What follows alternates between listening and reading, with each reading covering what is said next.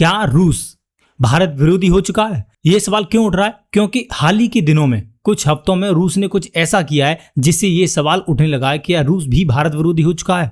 सोचिए दोस्तों, अगर आप अपने सहकर्मी के साथ एक मालवाहक जहाज पर हैं और एक अचानक मिसाइल उस पर आ टकराती है जिसमें आपके साथी की मृत्यु हो जाती है, सोचिए वो दृश्य कितना भयावह होगा। और उससे भी बुरा हाल उस आपके दोस्त या आपके सहकर्मी के परिवारजनों के होंगे जिन्होंने अभी अभी अपना एक बच्चा खोया है। और ये सिलसिला भारत में पिछले कई महीनों से लगातार चलता आ रहा है, क्योंकि हमारे सीफेयरर्स को पहले अमेरिका ने मारा और फिर हमने क्या किया, उनके राजनायक को बुलाया और हमने विरोध दर्ज कराया। फिर हमारे सीफेयरर्स को ईरान ने मारा और हमने फिर क्या किया, हमारे विदेश मंत्रालय से उनके राजनायक को बुलाया गया और फिर हमने विरोध दर्ज कराया। और फिर 18 तारीख को हमारे सीफेयरर्स को रूस ने मारा, हमने क्या किया, अपना विरोध दर्ज कराया। उसके ठीक दूसरे दिन रूस ने फिर एक मालवाहक जहाज पर हमला किया जिसमें हमारे 4 सीफेयरर्स को मारा गया। और फिर हमने क्या किया, फिर हमने राजनायक को बुलाया और अपना विरोध दर्ज कराया। आखिर हम ये कब तक करते रहेंगे? दोस्तों, चीन के तो नहीं मारे जाते सीफेयरर्स, अमेरिका के नहीं मारे जा सकते सीफेयरर्स, रूस के नहीं मारे जाते सीफेयरर्स। क्यों? क्योंकि ये पावरफुल कंट्री है। चीन के मार के दिखाए कोई? क्योंकि कोई भी कंट्री जब भी किसी मालवाहक जहाज पर हमला करती है तो ये क्रॉस चेक करती है कि वो मालवाहक जहाज किसका है, कहाँ जा रहा है, कहाँ से आ रहा है, इसमें कौन कौन क्रू मेंबर हैं और किस देश के रहने वाले, कहीं गलती से चाइना और अमेरिका और रूस के ना हो। क्योंकि उन्हें पता है कि अगर इनके नागरिक मारे गए तो इसका अंतिम परिणाम बहुत बुरा होगा। और इस मामले में हम बहुत पीछे पिछड़ चुके हैं।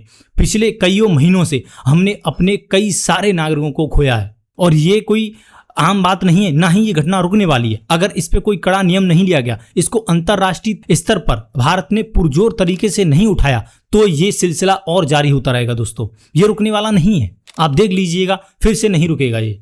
अब सबसे बड़ा सवाल यह उठता है कि आखिर रूस ने ऐसा किया क्यों? क्योंकि पिछले कई सालों से चले आ रहे युद्ध को, जहां रूस ने कभी भी मालवाहक जहाज को अपना निशाना नहीं बनाया, अचानक से ऐसा क्या हो गया कि रूस ने मालवाहक जहाजों को निशाना बनाना शुरू कर दिया? तो ये कहानी शुरू होती है यूक्रेन के उकसावे से, क्योंकि यूक्रेन ने ईरान से प्रेरणा लेकर, जैसे ईरान ने स्टेट ऑफ हॉर्मुज को चौक किया है, वैसे ही यूक्रेन ने क्या किया कि रसिया के स्टेट ऑफ कर्च या यूं कहें रूस के कर्च ऑफ स्टेट पर हमला किया, जो ब्लैक सी और सी ऑफ अजोब को जोड़ता है। और ये हम क्यों कह रहे हैं? क्योंकि ये देखिए, वीडियो देखिए, इस वीडियो में साफ स्पष्ट दिखाई दे रहा है वहां की सेना ने ये इस वीडियो को जारी किया है, खुद अपने ड्रोन से शूट किया है और उसको ये बताया गया है कि कैसे उन्होंने रूस के जहाजों को निशाना बनाया गया। और फिर बदले की कार्रवाई ने रूस ने भी यूक्रेन के जहाजों को निशाना बनाना शुरू कर दिया है। उसी कड़ी में 19 जुलाई 2026 को यूक्रेन के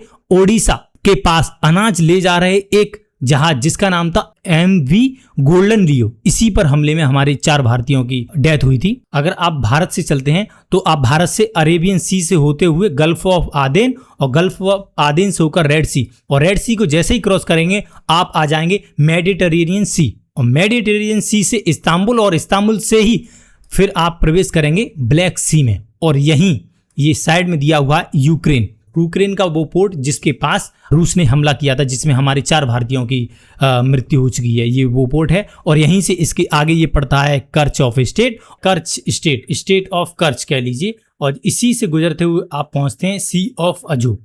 इसी में सबसे पहले यूक्रेन ने रूस के जहाजों को निशाना बनाया था। दोस्तों, यदि अब भी इंटरनेशनल एजेंसियां नहीं जागी तो आने वाले समय में इसकी संख्या और बढ़ती जाएगी, जिससे वैश्विक आपूर्ति पर असर पड़ेगा। क्यों? क्योंकि जब सीफेयरर्स की लगातार मौत होती जाएगी तो जिससे सीफेयरर्स के मन में डर बैठेगा और वो जहाज को ले जाने में, यानी माल को एक दूसरे से दूसरे देश में ले जाने से डरेंगे, क्योंकि हर व्यक्ति को अपनी जान प्यारी होती है। और अगर ऐसा होता है वैश्विक आपूर्ति पर असर पड़ेगा, और वैश्विक आपूर्ति पर असर का सीधा मतलब है वैश्विक मंदी। यही होगा दोस्तों अगर सीफेयरर्स की जान लेना नहीं रुका गया।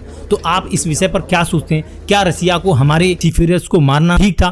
क्या फिर हमको रूस को और भी कड़ी प्रतिक्रिया करनी चाहिए, या यूक्रेन और रूस से हमें अपने संबंध खराब कर लेना चाहिए? जो भी हो, अपने विचार कमेंट सेक्शन में लिखना ना भूलें।